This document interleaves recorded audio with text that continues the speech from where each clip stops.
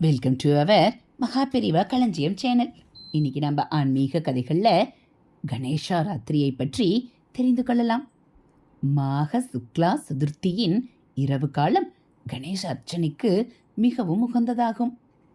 மாக மாசத்தில் சதுர்த்தி திதி இரவில் இருக்கும் தினத்தில் மகா கணபதியை விசேஷமாக ஆராதனை செய்ய வேண்டும்.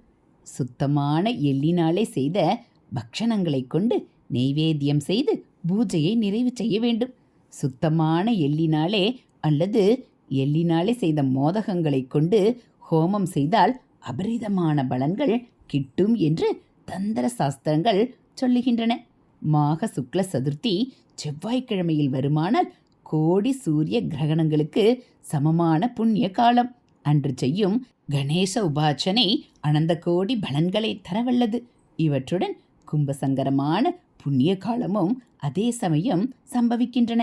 இது கிடைக்கும் புண்ணிய பலன்களை பல மடங்கு பெருக்குகின்றன. இந்த 2 தினங்களும் மந்திர சாதனைகளுக்கு மகத்தான நாள்.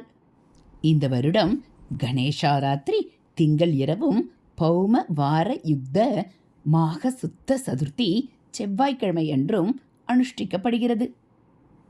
இதுபோல் ஆன்மீக தகவல்களை நீங்கள் தெரிஞ்சுக்கணும் அப்படின்னா மறக்காமல் நம்ம சேனலை சப்ஸ்கிரைப் பண்ணுங்கள். தேங்க்யூ.